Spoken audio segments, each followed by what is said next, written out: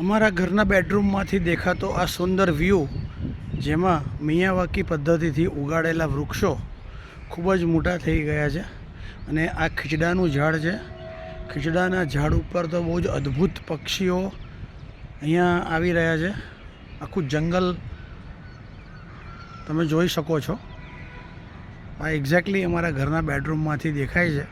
Of course અત્યારે હું terrace ઉપરથી વિડીયો લઈ રહ્યો છું, પણ ખૂબ જ અદ્ભુત જંગલ, જે તમે સિંધુ ભવન એરિયામાં આવું જંગલ એક્સપેક્ટ ના કરી શકો એવું જંગલ છે. અને આ સરસ ઝાડ, અમારું જે સપનું હતું કે ભાઈ આ ઝાડ અમારું જે યુકેલિપ્ટસ છે તે અમારા બિલ્ડિંગ કરતાં પણ ઊંચું થઈ જાય, તો એ ખરેખર બિલ્ડિંગ કરતાં પણ ઊંચું થઈ ગયું છે. અને અહીંયા ખૂબ જ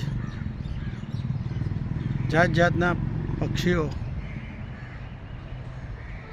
આવી રહ્યા છે. હવે આગળ જઈએ તો આ જે ઝાડ પછી જે આખો એરિયા છે, આ આખો એરિયા અમારા ડ્રોઈંગ રૂમમાંથી ફ્રન્ટ સાઈડનો એરિયા છે. આ જય શ્રી રામ અને આપણા ભારતનો ધ્વજ દેખાય છે. અને આ જે આખું જંગલ દેખાય છે ફ્રન્ટ સાઈડ અમારા ડ્રોઈંગ રૂમમાંથી, તે આખું જંગલ કલરવની વૃક્ષો, કલરવ બુકની વૃક્ષોના જેટલા પણ ઝાડ છે તે બધા જ ઝાડ અહીંયા વાવેલા છે. તેનું દ્રશ્ય દેખાઈ રહ્યું છે, જેમાં જાંબુ, ગોરાસાંબલી, સેતુર, ખજૂરી, દાડમ, ચીકુ એવા અનેક બીજા પણ વૃક્ષો છે જે પક્ષીઓને ખૂબ જ આકર્ષે છે. અને સામે નાનું બિલ્ડિંગ દેખાય છે 6 માળનું, તે અમારી ઓફિસ છે.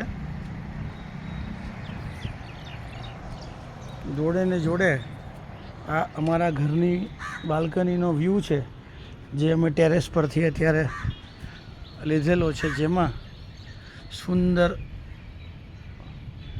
માળા આવેલા છે અને જોડે ખૂબ જ સરસ વેલ થયેલી છે.